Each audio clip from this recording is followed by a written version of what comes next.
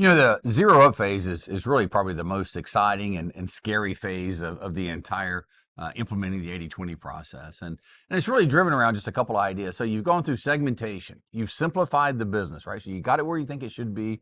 You've now simplified it, and you're looking at what do I do next? And the basic tenet of 80/20 is finding resources that you can take from are not effective and putting them where they can be effective, where our customers value, where our employees value, where people showed that they want those resources. This is what happens in the 80/20, and it's the time you're going to actually make decisions that's going to change everything going forward. So it makes it a little scary.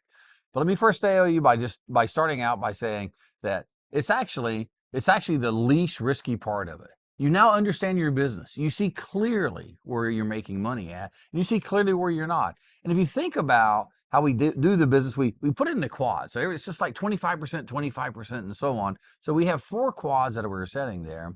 And the idea is you go into quad 4, where you're not making any money, and you're going to try to capture half of those resources.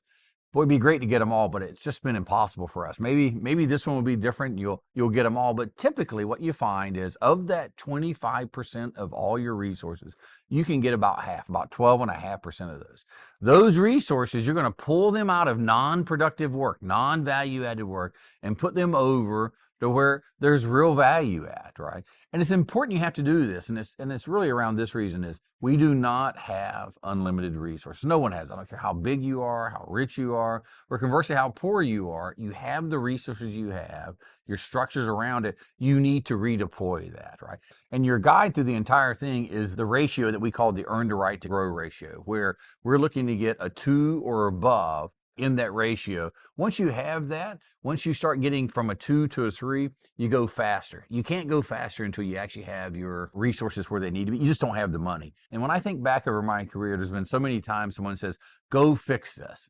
And they expect me to not only keep what I was doing, but somehow magically come up with more hours in the day, more time, more people, more cars, more whatever it was to go do it. We just didn't have it. This gives you a way to identify where the resources are, capture those, and then replace those or place those into their new spot. It is a powerful thing to do. It's also a little bit scary because you're going to change things.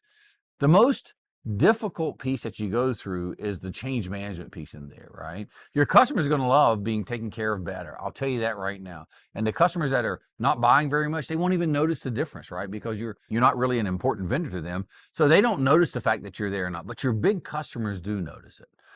Once you've identified those resources, you have to transition them from what they were doing to what you need to do. Now, one of the things you're going to have to deal with right out of the bat is maybe those resources don't have the same skill set. Maybe the small customers require someone going out and seeing them in person. The big customers, for whatever reason, need an online presence. The person who's out making that call may not have the ability to build a website, or vice versa, as the case might go. So it's recognizing that it's resources. It's not particularly a person or a particular resource. It's just the value of that, what you're trying to capture. So you've identified it, you've segmented it, you've simplified it. Now it's time to go capture those resources. Once you identify that, you start moving them over. Expect it to take probably about 3 to 6 months to get through it, with most of the pushback coming from your current organization, right? Which makes sense. People don't like change. People look at it and go, hey, what's in it for me? And I know what I'm doing today is working for me. It may not be the best, but this is unknown over here. As the leader, you're going to have to spend time getting people comfortable. You got to articulate the vision very clearly. You got to show it what's in it for them. And ultimately, it's going to be that individual's choice. It's going to be that person. They're going to decide whether or not they want to be part of it going forward. Your job as the leader is to get it done and do it in a very thoughtful manner where you treat everyone with dignity and respect. That's really about what the heart of the zero-based process is. That's really what you're trying to do, is make that shift and make it in such a way that you reduce all the risk you have, and you should be able to do it because it's just math. And the key to it, I think at the end of the day, is communication. Once people understand what's going on, once they get it, they want to be part of a winning team. They want to be in an area that not only can they take care of their customers, but they can take care of themselves and their families. I think this gives people the best shot to do it.